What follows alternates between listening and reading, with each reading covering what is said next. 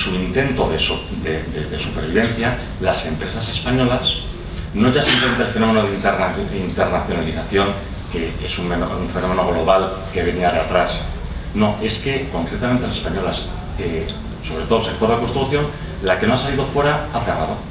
De manera que vemos en esta gráfica el inmenso volumen, la desproporción de exportaciones, cosa que nos lo dicen hace 10 años y no lo hubiéramos podido creer. Entonces esto realmente define una situación de riesgo absolutamente diferente. Por otra parte, he dicho al principio, nos han puesto normas. Bueno, pues es verdad, aquí aparecen las principales reformas de la ley, que lo resumo en que han atribuido al Consejo de Administración de las empresas la responsabilidad penal, estoy hablando de los consejeros de personas físicas, responsabilidad penal por las cosas que puedan suceder en sus empresas. Entonces esto ha evolucionado hasta la última reforma de 2015, en la cual se establece que quedarían eximidos de esta responsabilidad siempre y cuando dejen constancia, se pueda demostrar, se pueda acreditar que han tomado todas las medidas razonables para hacer las cosas bien. Entonces esto es una buena noticia, pero puede ser incluso una mala noticia.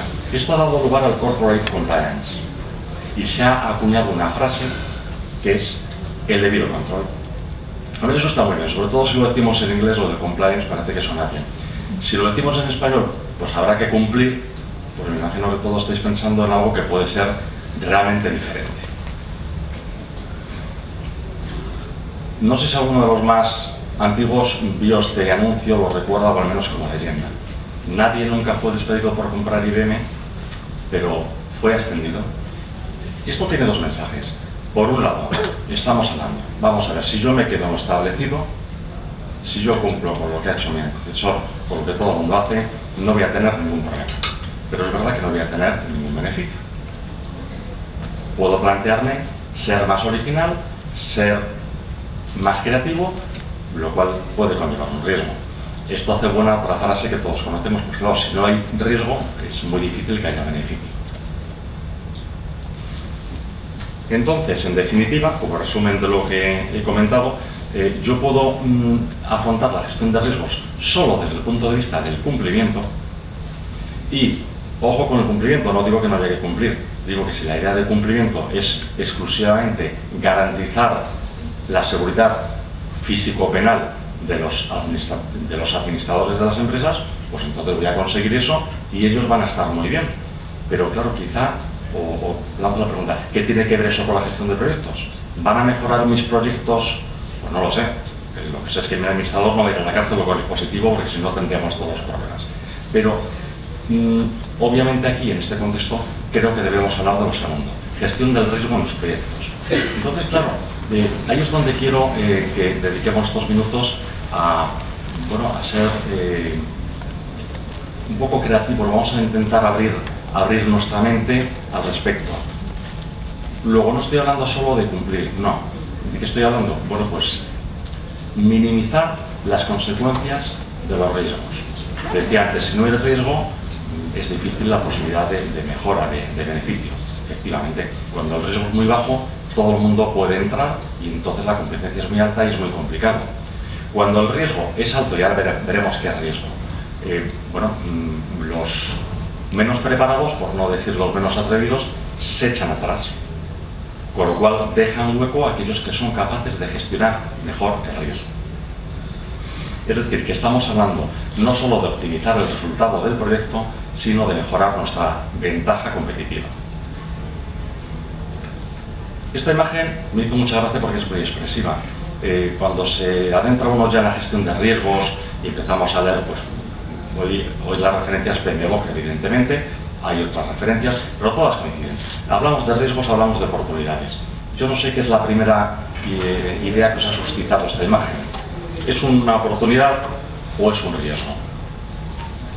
Para mí es las dos cosas, porque en el fondo, primariamente es una oportunidad, pero la oportunidad entra en un riesgo. Estuve la semana pasada en Londres en un congreso y estuvimos hablando de apetito de riesgo. No conseguí una definición de qué entendían por apetito de riesgo. Con eso digo que es que todo el mundo habla de riesgo y muchas veces yo digo, bueno, pero cada cual que estaremos pensando. Pero si no nos ponemos de acuerdo en la definición o en el significado, pues es un poquito difícil de hablar. Por eso yo empiezo por la definición de la academia. Entonces la academia habla de una contingencia o proximidad de un daño. Bueno, pues es una definición. Nos quedamos con ella como referencia. Y aquí introducimos tanto la referencia de definición de ISO 31000 como la de PMBOK, el PMI. Entonces, desde el punto de vista conceptual, veis que no se fijan en el mismo aspecto. La academia habla de una situación, bueno, eso está muy bien. ISO habla de un efecto. Sin embargo, PMI se centra en el evento. Para mí es más amplia, evidentemente, la concepción del evento que no en los efectos, porque si te concentras en el efecto, estás ya dando por hecho lo que ha ocurrido y estás pensando en cómo minimizarlo, cómo evitar los efectos.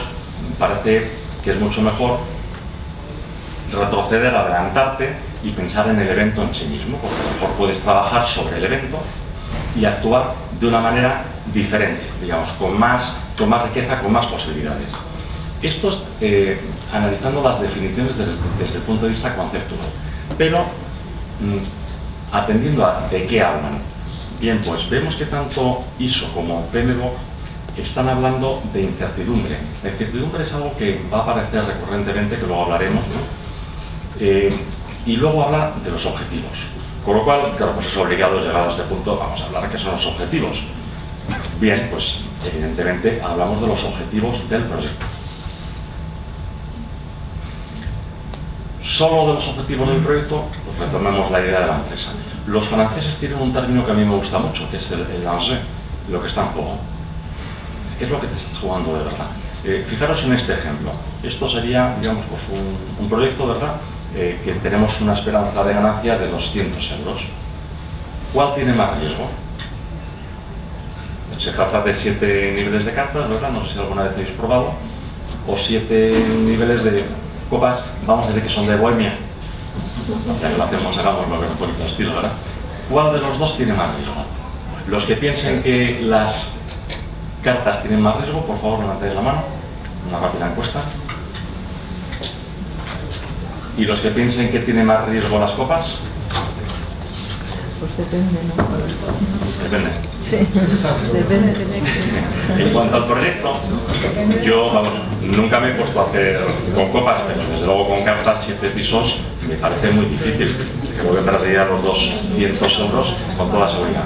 Pero el problema es que la baraja de cartas tiene un coste cero y sin embargo las copas pueden ser muy caras, he dicho que eran de Bohemia, está con el asunto. Es decir, el enjeu, en el caso de las copas, es muchísimo más alto. Lo de menos son los 200 euros.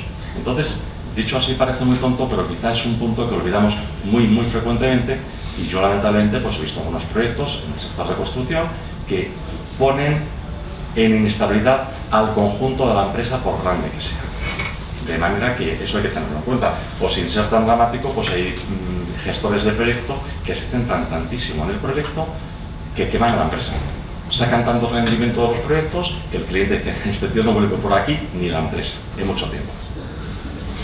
Hay otro aspecto importante que es, ¿hay aquí en la sala algún deportista de extremo, de estos deportes extremos?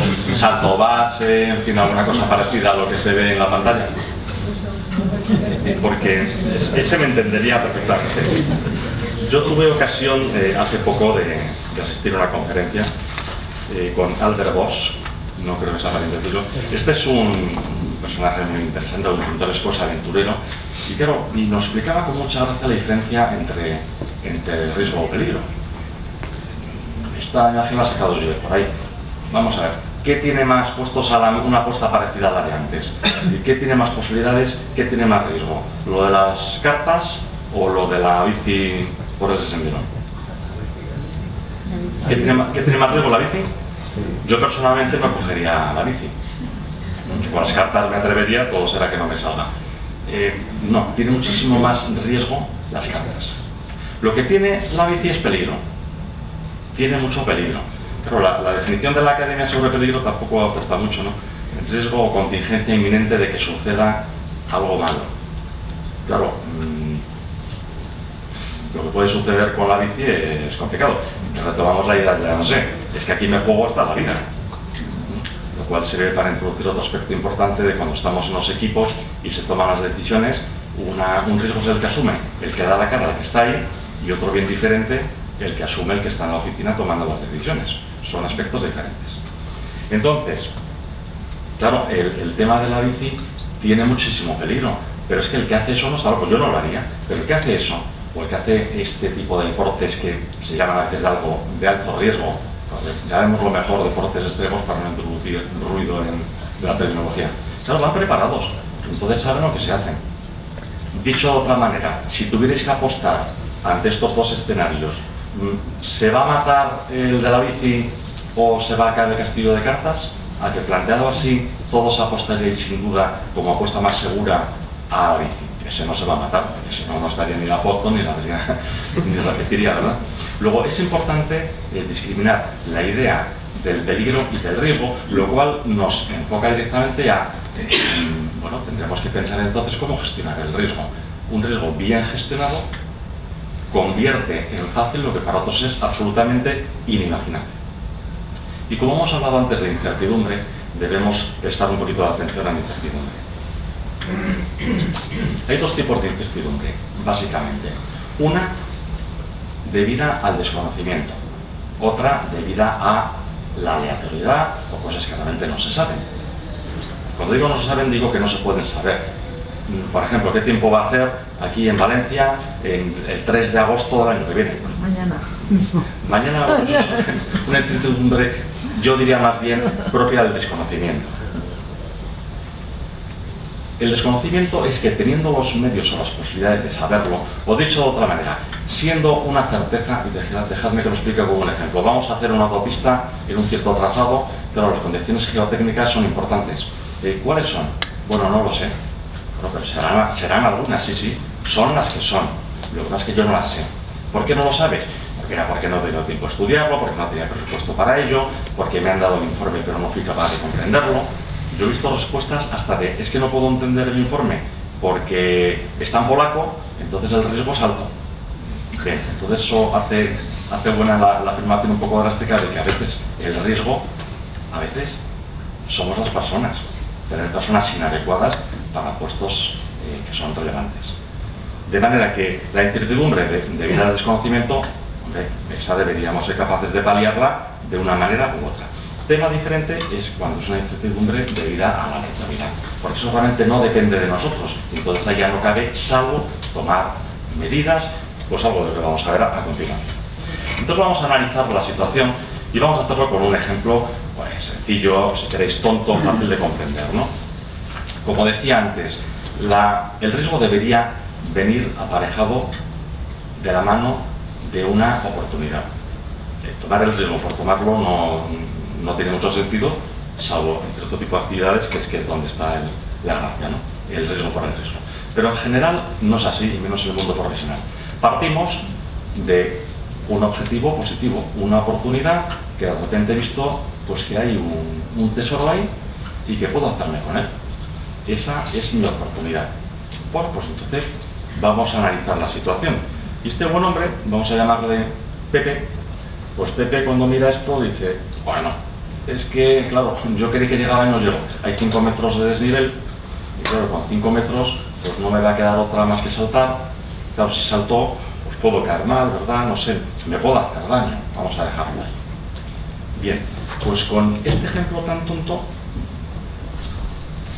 ilustramos lo que es el análisis de la situación. Pero introduzco un aspecto, y es que frecuentemente en riesgos nos ceñimos a las consecuencias. Antes decía, bueno, cuidado porque podemos estar hablando de las consecuencias o podemos estar hablando del evento en sí, que es un poco lo que da a entender PMI. Yo creo que hay que tener una visión de conjunto. Entonces, sin duda hay que ver las consecuencias, pero antes hay que analizar los riesgos. Y antes hay que analizar las causas del riesgo. Esto en función del sector en el que estéis vosotros os puede parecer más o menos artificioso o innecesario, pero si alguna de las personas que he oído que estáis en el área de TI, estáis próximos al área de ciberriesgos, creo que me daréis la razón.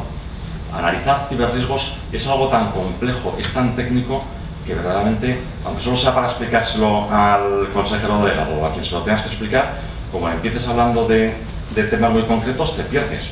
Y si le hablas únicamente de la causa, no es que el firewall está mal configurado, entonces no te entiende de nada. Pero tú tienes que tener en cuenta tanto las causas como, en función de estas causas, qué riesgos podrían suceder, y luego en función de un montón de historias, para un mismo riesgo, la consecuencia puede ser muy diferente. Y por último, en esta parte de análisis de la situación, un apunte sobre la probabilidad. A mí me llama muchísimo la atención, hablamos de la probabilidad con una naturalidad que es no sé, es curioso, porque parecería que todos somos expertos, no digo ya en estadísticas, sino en predecir el futuro.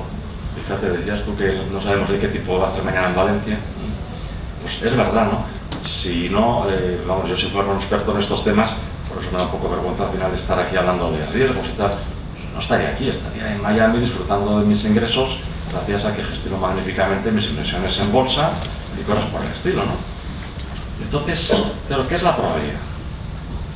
Cuando yo le digo a un señor que valore la probabilidad de un evento de riesgo, ¿qué le estoy diciendo?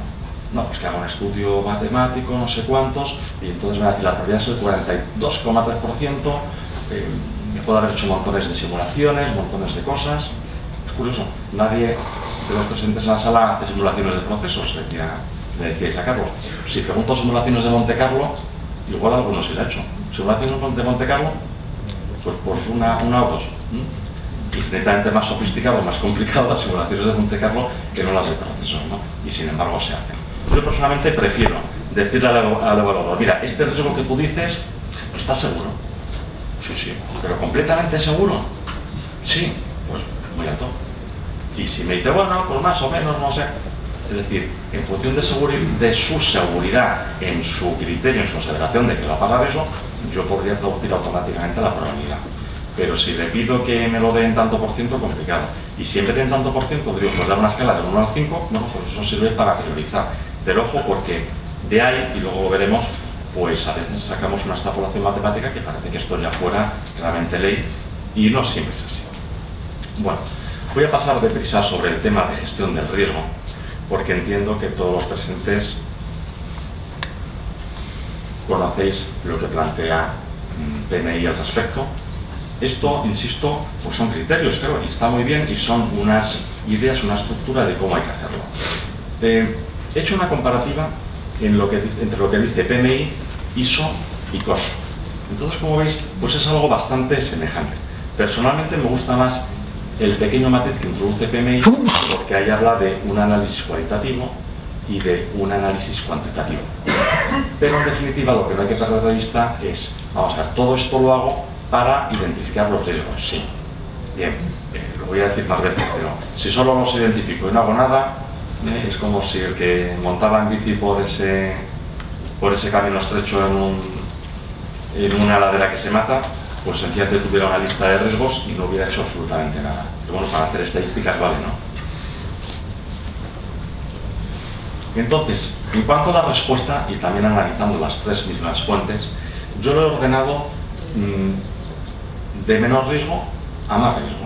Es decir, cuando Pepe estaba allí en el acantilado, bueno, un acantilado de 5 metros, decidiendo qué hacer, pues si decide evitarlo, eso es renunciar a la oportunidad, cero riesgo. Si decide, bueno, lo voy a ilustrar gráficamente porque lo vais a ver mejor. Puede decir que él no quiere arriesgarse personalmente, no quiere renunciar al tesoro, bueno, pues paga a un señor para que se tire. Bueno, pues eso es transferir el riesgo.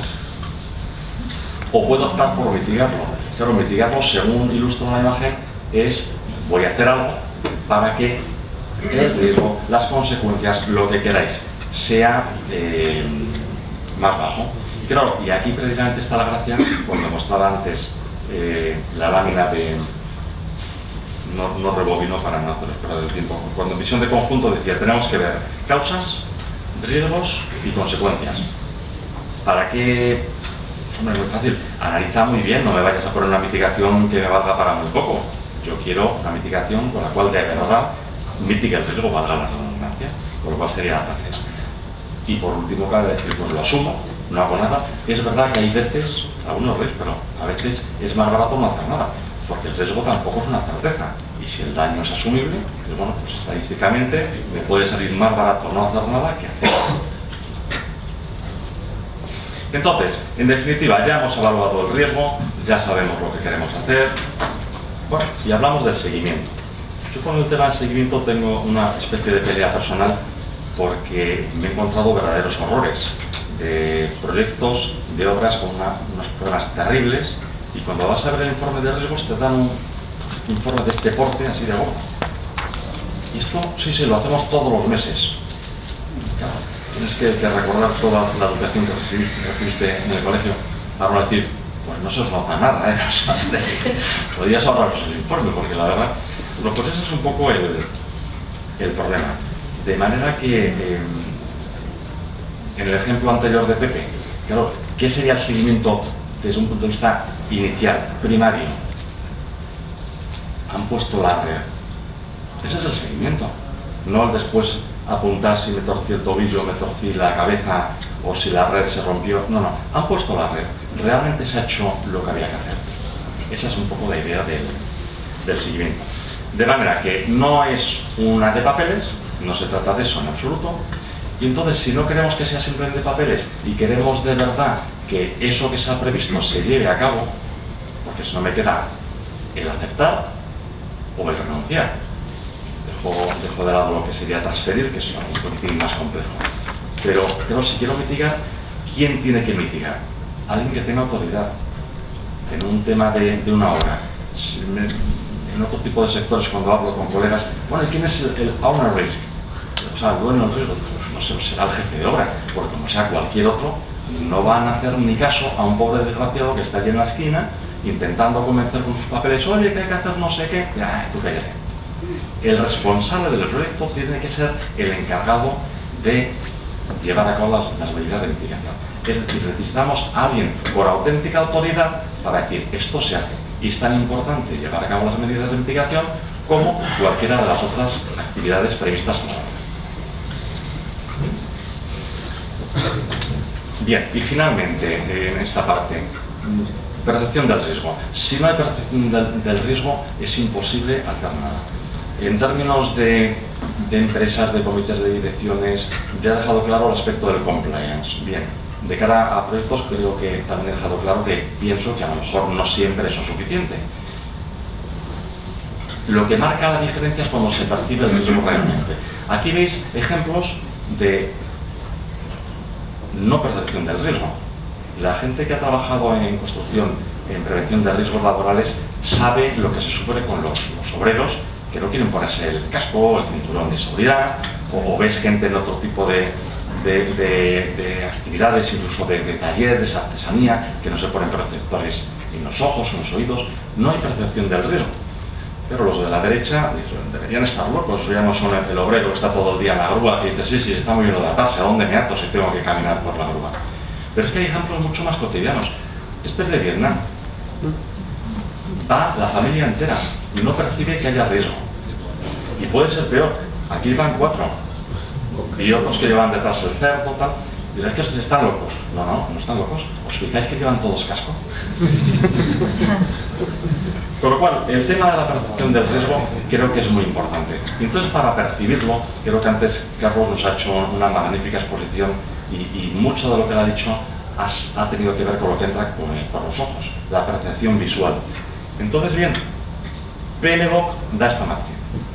Como veis, se marcan una serie de áreas de distinto color para distinguir dentro de esta caracterización, en principio vamos a decir cualitativa del riesgo. Pues si el tema es muy peligroso, bueno, se tiende a dibujarlo de esta manera, el mapa de calor. Esto está muy bien, lo que ocurre es que no es cierto, porque no soy capaz de poner un evento de riesgo en cualquier punto de este área, por lo cual estaría bien si el límite que se muestra aquí, ¿verdad?, entre lo verde y lo amarillo, eso estaría bien si pudiera poner el punto de riesgo en cualquier sitio, pero no, porque yo utilizo de alguna manera unas tablas, unos escalones, el score system famoso, y claro, al final lo que tengo es lo que tengo en pantalla. Pues será 5×5, 3×4 o 4×7, pero digamos es algo absolutamente discreto. Y por otro lado, cuando estoy tratando un proyecto complicado, no tengo un evento de riesgos. Puedo tener, pues, hablaba con un colega que se ocupa de plataformas petrolíferas y me decía, Fernando, nosotros llevamos 500. Digo, o sea, tienes una lista, una plantilla de 500 posibles riesgos. Dice, no, 500 riesgos activos.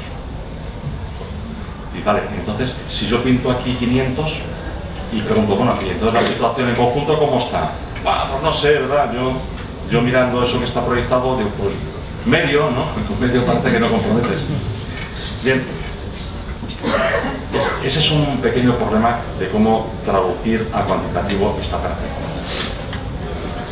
Bien, bueno, esto simplemente tomando definiciones de PMBOK acerca de grado, de apetito de riesgo, de tolerancia o de umbrales, lo que no conseguí en Londres, pues no lo voy a suscitar aquí, ¿no?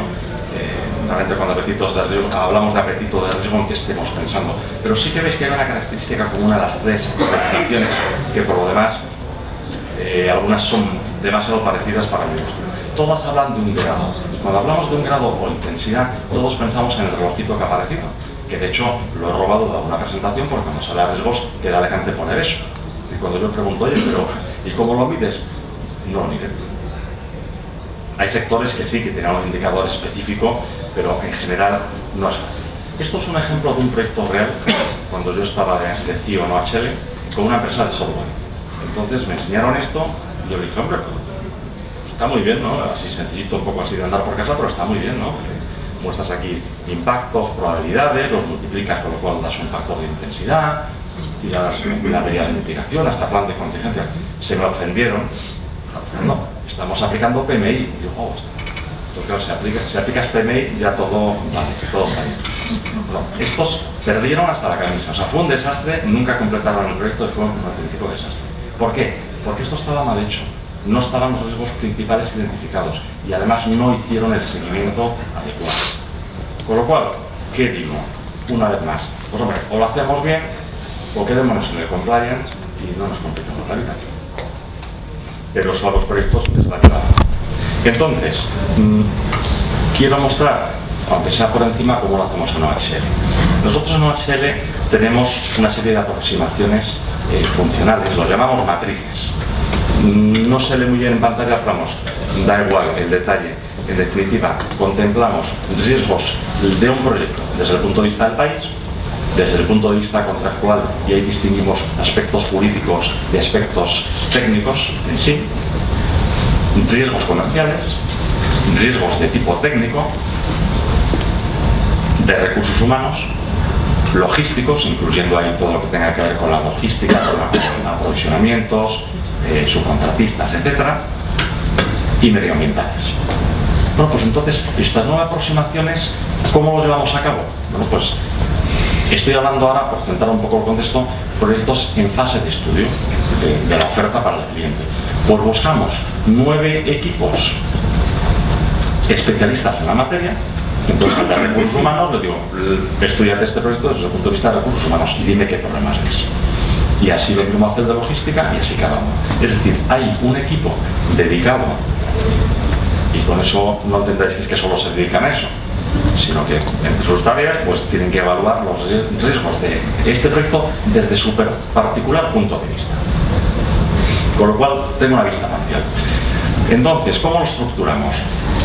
Para cada una de estas matrices, llamémoslo así, distinguimos una serie de capítulos.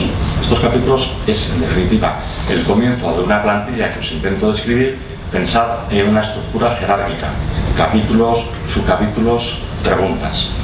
Y para cada pregunta planteo una serie de respuestas tipo test. Al final no salen muchas preguntas porque tenemos del orden de 500 preguntas. Pero claro, son 500 divididas por 9 equipos. Y aunque se vean tantas respuestas, esto lo han perdido las propias áreas que evalúan. ¿Por qué tantas respuestas? Porque queremos que marquen si hay alguna de ellas o varias, o si no hay riesgo. Lo que no aceptamos es ninguna de las anteriores o bien otras. No. Entre otras cosas, para algo que también ha salido esta mañana, porque queremos hacer una evaluación a fin de obra apuntando lo que de verdad pasó. Y claro, si todo el mundo apunta en otras, no hay manera luego de lograr una correlación y sacar lecciones aprendidas. Entonces, de esta manera, este cuestionario de tipo test se va muy, muy deprisa. Tú vas mirando y vas marcando aquello que te parece interesante. Claro, la primera pega nos pusieron al lado, pero hombre, déjame que añada una respuesta. No. Tú eres el que va a responder. Pon ahora todas las respuestas que crees que tiene que haber. Ahí les tocas la fibra sensible y responden. Tú eres un especialista, ¿no? Si eres un especialista en recursos humanos, luego te tienes que saber perfectamente qué tipo de cosas importantes tienen que salir. Vamos, podrían salir. Y hago hincapié en aspectos importantes, porque claro, no hay que perderse con bobadas, porque si no al final hemos hablado de la importancia del seguimiento.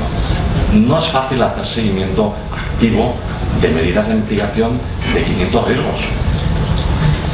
De 50 sí, pero claro, si pones muchísimos y mezclas lo importante con lo que no lo es, pues claro, la efectividad, la eficiencia baja muchísimo.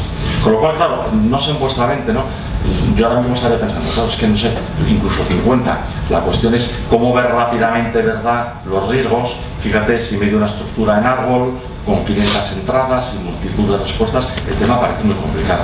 Claro, está pidiendo a gritos una representación gráfica. Entonces, antes de mostrar la representación gráfica, aquí ya veis un ejemplo de evaluación de una pregunta de una matriz.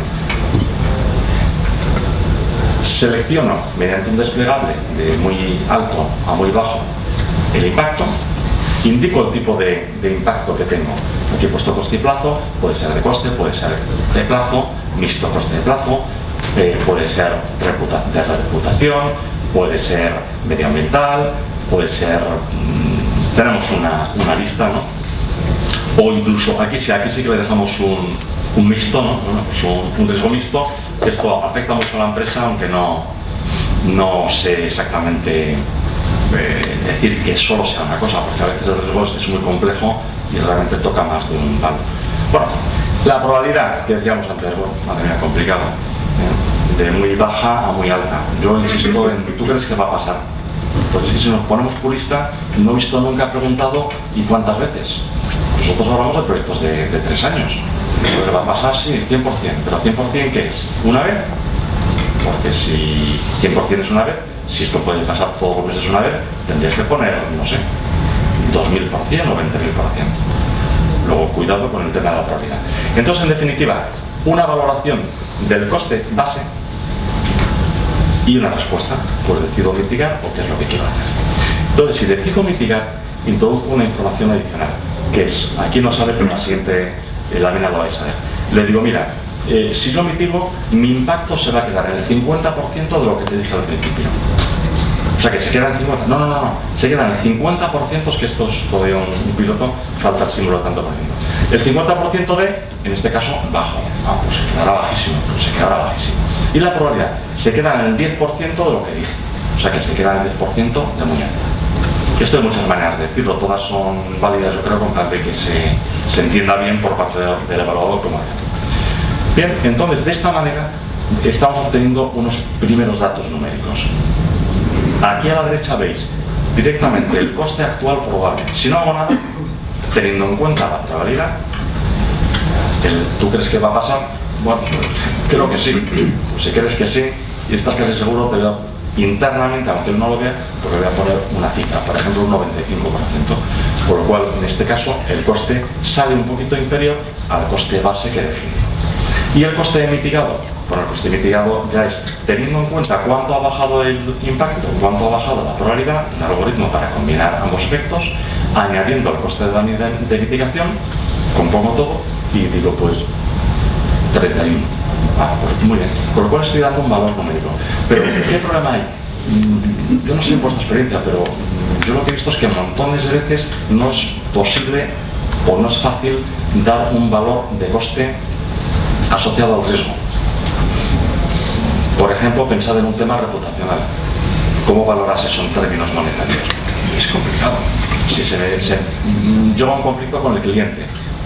Bueno, pues hombre, le pongo como máximo el coste del proyecto. ¿El coste del proyecto o 3 veces el coste del proyecto? Porque igual te vetan y no vuelves a trabajar en ese país nunca, ¿no? Por lo cual no es fácil. Entonces, ¿qué hago? ¿Pongo coste cero? Pues tú verás lo que haces. Claro, con eso no podías caracterizar numéricamente al cliente. Por lo cual hemos creado un KRI, un indicador nuevo, que es el FV que veis aquí, por lo cual compongo a partir de los datos de impacto y probabilidad, saco un valor numérico. Y entonces, este valor que veis aquí, el 38 y el 12, habiendo contestado solo una pregunta, veis en la parte superior como para el capítulo ya me está diciendo, oye, pues para este capítulo tienes este impacto, esta probabilidad y este valor de figure. Y además el coste actual y el coste mitigado. Es decir, 8 valores clave.